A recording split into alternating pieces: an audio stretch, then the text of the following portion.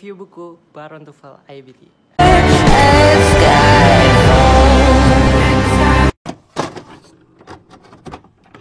Assalamualaikum warahmatullahi wabarakatuh. Salam sejahtera bagi kita semua dan semoga sehat-sehat selalu di rumah pada kalian pemirsa. Oke, sesuai dengan konten kali ini aku akan mereview buku. Cuman bukunya sayang maaf udah rusak. Ini video ini cocok banget buat kalian yang ingin TOEFL IBT. Buku apa sih yang harus dibeli? Buku apa sih yang paling efektif untuk TOEFL IBT? Bahkan yang baru mau memulai TOEFL IBT, gila. Ini dia. Baron TOEFL IBT ini buku yang paling keren dan paling efektif untuk Baron TOEFL IBT karena di dalamnya banyak sekali menjelaskan tentang, ini bukan buku formal, kayak menjelaskannya itu sesuai realitas. Bentar ya.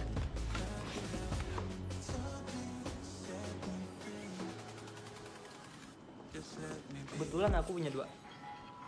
Jadi semuanya karya Pamela J. Sharp PhD. Oke.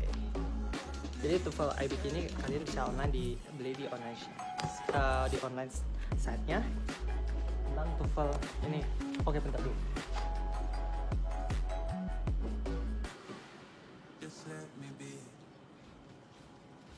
Oke. TOEFL IBT ini ya kita akan menjelaskan bagaimana soal yang akan keluar di soal yang umum yang akan keluar di soal TOEFL. Ya jelas IBT TOEFL. Baron TOEFL ini memiliki banyak edisi dan ini adalah edisi ke-17, 17th edition. Yang tadi yang satu lagi itu ke-15 aku beli aja soalnya pengen tahu aja, tapi soalnya pun sama. Jadi di dalamnya kita akan diperkenalkan, kita akan dikasih lihat bagaimana skor-skor yang akan dinilai di dalam TOEFL IBT. Dan di sini banyak menyarankan bagaimana sih cara belajar bahasa Inggris yang benar, cara bagaimana kita mengetahui native ngomong bahasa Inggris kayak gimana. Dan di awal-awal kalian akan dicoba model tes dulu sebelum masuk ke strategi. Jadi soal-soalnya tuh sangat mudah. Mungkin aku akan menyinggung ngasih spoiler dikit tentang soal-soal dari TOEFL IBT. Spoiler dari buku ini maksudnya, bukan dari soalnya. Jadi di dalam soalnya itu termasuk reading itu pasti tentang kayak akademis, reading akademis kayak entah historical, entah dari kayak simbiosis mutualisme pun ada, tapi yang dasar-dasar, jadi tenang aja. Dan untuk listening itu percakapan yang biasanya di kuliah.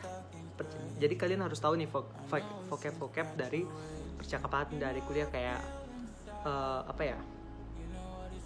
credit card, kayak tuition fee, pokoknya banyak dan segala macam.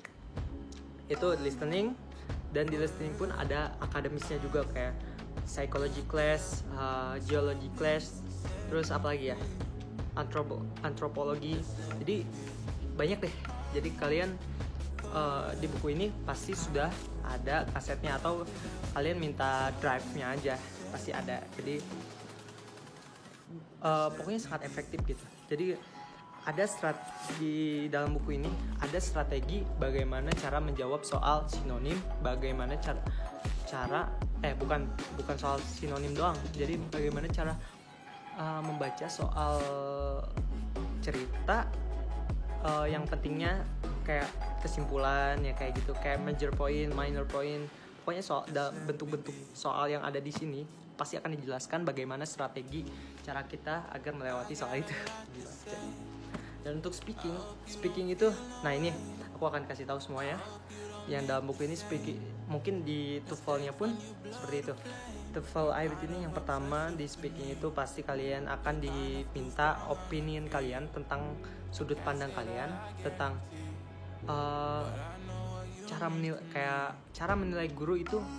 Kayak ini salah satu soalnya kita disuruh lebih milih mana, menilai guru dari tes muridnya atau menilai guru dari performnya di kelas. Jadi menilai gurunya dari nilai muridnya atau menilai guru dari performance class. Jadi kalian kasih sudut pandang kalian lebih prefer kemana, lebih baik kemana, dan kasih contoh yang buat support dari opini kalian. Nah seperti itu. Jadi kalian disuruh milih terus kasih support opini kalian buat ya bagus-bagus opini kalian. Tapi ini soal-soal pertanyaannya jarang ada di hari-hari. Jadi hati-hati aja, kalian harus sering-sering berbicara ngomong Inggris. Itu aku kasih tips depan kaca, atau enggak kalian cari aplikasi-aplikasi atau main Omek kayak Vikinaki kan bisa juga.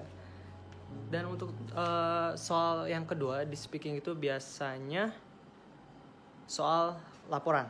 Jadi ada sebuah peraturan, misalkan dari sekolah, sebuah peraturan sekolah, dan di bawahnya ada tentang murid ngobrol tentang peraturan sekolah itu. Kalian pasti disuruh melaporkan bagaimana sudut pandang si murid itu terhadap peraturan sekolah. Nah kayak gitu. Jadi bukan opini kalian, tapi opini yang di dalam listening, yang di dalam audio yang nantinya ada, pokoknya ada di speaking. Jadi ada audionya juga kayak listening gitu. Jadi kalian disuruh melaporkan dan berbicara. Ya tenang aja, mungkin agak sulit, tapi kalian kalau belajar pakai buku ini mungkin bisa lah. Kalau oke, yang selanjutnya itu biasanya ada kayak lecture, ada kayak soal akademis. Jadi kayak cerita tapi akademis gitu. Kayak gimana ya? Kayak tentang matahari, dasar-dasar matahari kayak begitu, atau astronomi, dasar-dasar astronomi. Nanti ada audionya adalah lecture seorang dosen yang menjelaskan bagaimana dari message kayak gitu. Jadi menjelaskan contohnya gitu. Jadi kalau dalam readingnya itu pasti di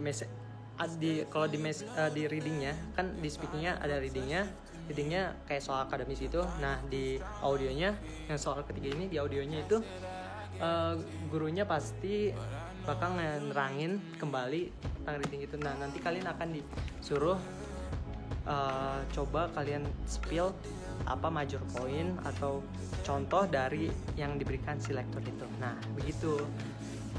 Dan untuk selanjutnya mungkin kalian bisa lihat aja ya, terlalu panjang kalau dijelasin semua. Oke, untuk writing pas banget nih writing. Soal pertama untuk writing itu kalian reading. Soal reading kayak kalian baca dulu, habis itu kalian dengerin audio. Nah sama aja kayak itu, cuman ini kan writing. Kalian biasanya tuh di soal pertamanya itu kita lihat baca dulu readingnya. Nah di audionya itu adalah bagaimana orang ini melawan dari, jadi kayak debat gitu. Kalian harus mencatat soal debat itu. Jadi readingnya ini kayak support tentang apa HAM kayak gitu. HAM ini ada begini.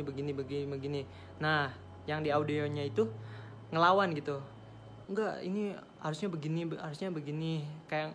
Jadi kalian harus disuruh melaporkan bagaimana cara si lektor itu melawan dari reading itu, melawan debat, kayak debat gitu deh. Nah yang kedua, kalau writing itu kayaknya soalnya ada dua deh. Yang kedua itu kita disuruh kayak soal nomor 1 dari speaking.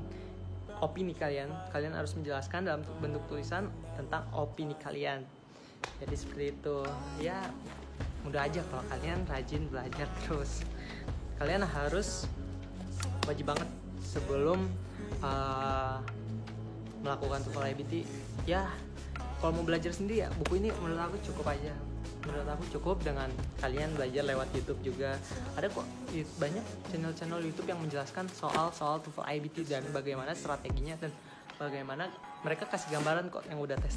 Jadi begitu. Udah, mungkin itu aja ya dari reviewan buku aku. Mungkin ntar kita akan di selanjutnya. Salam sejahtera semuanya. Terima kasih dan sampai jumpa.